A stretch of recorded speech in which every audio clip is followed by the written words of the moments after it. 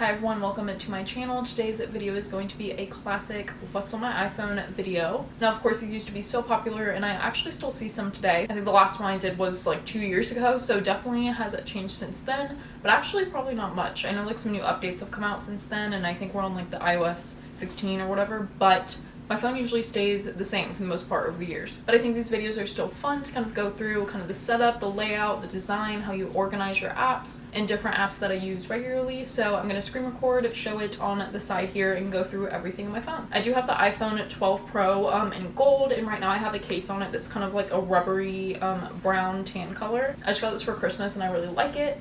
It has like nice grip and still has like kind of a bumper on the edge. So I really like the sleek and plain look. I usually have a clear case on my phone so you can see through it because I like seeing the actual hardware of the phone. But I decided to switch it up for now. I'm actually going to move over to the side so I can have a screen recording here. So my lock screen is actually just this plain textured background. This might actually be what my lock screen was in the last video. I'm not sure. But I think I just got it off Pinterest and cropped it and maybe like adjusted the saturation or something. But I actually like to keep that the same for both my home screen and my lock screen. I do have a couple widgets on my home screen. This is a picture of me and John from our wedding. This I know is updated, but I don't really switch these out too much. I usually just keep the one picture at the top. Then I also have the calendar, just the small widget to the side. I like keeping that the kind of like plain gray colors, and I like that font, so I just keep it that way. I have a lot of the essentials on this first page, and I also like to keep everything in folders for the most part. So I do have my Safari, calendar, and mail up at the top here. I actually don't typically use this calendar app unless I'm just like quickly looking at the date. But I actually organize everything in Google Calendar, which is in my social folder. So I do just have that if I'm quickly looking at the week or something and don't want to go and have everything cluttered by my actual entries. In the mail, of course, I have a few of my inboxes. And in my social folder, I have Facebook, Google Calendar, Twitter, Google Photos, Messenger, Snapchat, YouTube, and Instagram, all in this first page. These are ones that I pretty much use frequently. I back everything up in Google Photos, so that's my favorite way to do it rather than iCloud. Even though now you have to pay for storage, so I've been like using all my accounts and now I think I'm just gonna have to buy more storage, but it used to be like the best free unlimited storage like photo backup. Next page I have a TikTok, follower, like checker for Instagram, Pinterest, Docs, like Google Docs, Google Drive, another follower thing for Twitter, I believe, Gmail, LinkedIn, YouTube Studio. So kind of some more social media and also some Google Suite stuff for like organizing and work. Last page I have a Time Hop, Google Sheets because I don't use that as often. And then I have my Like to Know It app, so both the creator and the like browser one, which I haven't updated as much as I would like to, but I'm trying to get into using Like to Know It and start like linking products and showing different things. And then of course Be Real, I have that at the end of my list here. It's funny because like these kind of just go in the order of like when I downloaded them. So these were like my most recent downloads at the end, but I hopped on the Be Real train. I wasn't going to, and then one of my friends convinced me to. It's actually pretty fun because it's not a lot of work. It's just fun to see what everyone's doing throughout the day, and it's like the new Snapchat, I feel like. After the social apps, I have my App Store, Notes, Weather, Clock, which I use all those pretty frequently. Not so much the App Store. I feel like I'm barely getting new apps, but definitely Notes and Weather and Alarm Clock I'm using all the time. My Maps here. FaceTime settings, and then I have a utilities folder. So this has like a couple random things, like a lot of the stuff that comes on the phone, as well as just random things I don't use quite as often. The measure, reminders, voice memos, calculator, Find My, all these things, my watch activity. None of these things really go together. It's kind of just where I put random things that don't have a category. So like Google Earth, my Flow app, my Bible app, totally random things all jumped in here. And I also have my like Uber and Lyft. I keep those in here. Scanning apps. That's like an app we have for our car insurance. I just downloaded this Yuka app that everyone was talking about where you can like scan food and like makeup products and more like skincare. And it gets rated on like a scale of like how good it is for you, and it shows like all the ingredients and if there's anything hazardous. So I've been doing that lately and just curious to see kind of about the products that I have. Our gym app. And I also have an app for Princess Cruises right now because we're going on a cruise next month. So I've been looking into that for all of our trip details. And at the bottom I have my camera, photos, phone, and messages apps, which I don't think I've ever changed that because that's just the things that I want to get to quickly. Over on the next page, I only have a top widget that shows my batteries. So this is my phone and watch right now, and then whenever I'm using my AirPods, that also shows up. I have a photo video app that of course holds all of my editing apps. So CapCut, which I don't really use anymore because TikTok opened their like studio version, so I use that to edit any TikToks now. But I had that from before. The iMovie app if I ever need to cut something up from like a vlog. Fonto, that's for text. You can add like different, I just realized I haven't been going into any of these. You can basically put text on here. So I actually like to use this for my YouTube thumbnails. And I kind of just like, I'm just going to say test. And then this is actually the font I use for my thumbnails. So they kind of just have a lot more options when it comes to fonts. So I've had this on my phone forever and I always use it. Visco, which I don't use as often anymore. I barely ever post on there. I probably haven't in like a year. I used to always post to Visco and do some slight editing, but I don't really use it anymore. I only use Lightroom. And Lightroom is the editing app I use for all my pictures. I have like one kind of same edit that I do on all of my pictures, and I just kind of copy it over. So it's pretty subtle, and I just kind of make it a little warmer, add some grain to a lot of my pictures. This is just one from us in the mountains, usually toning down blues and kind of just making everything desaturated in some places. But yeah, I love Lightroom. You'll obviously get all of these settings when it comes to sharpening, graining, all that good stuff. I never use anymore. That was for kind of organizing your Instagram feed, but I used it for my like photography Instagram, but I never updated that anymore, even though I'm still doing photography on the side. I usually get a good amount of shoots without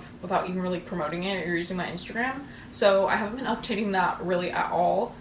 But that's what that's for. Imaging Edge, that's to control my camera and kind of like preview through my phone if I want to.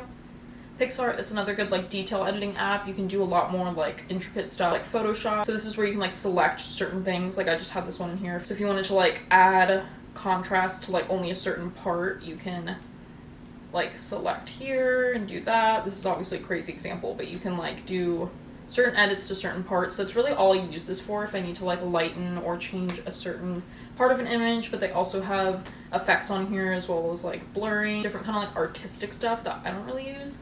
It has some retouching if you need to bring out like skin tone or smoothing. It has any of the kind of like Facetune-y things, as well as like stickers, and you can cut stuff out. I also use this to make collages for my thumbnails if I ever have like multiple pictures. They have a collage option on there as well. Cam I haven't used in a while. I just inputted all these pictures from a shoot we had this summer, so that's why they're all in here. But I downloaded this because it had a really cool like dust effects. I was using these for a while. I didn't have the premium version. I was just using that. Also to add the date, there was like different settings for doing that in your photos, and I think I was using the one that kind of looked like film for a while, and you can rotate it, put it in different spots.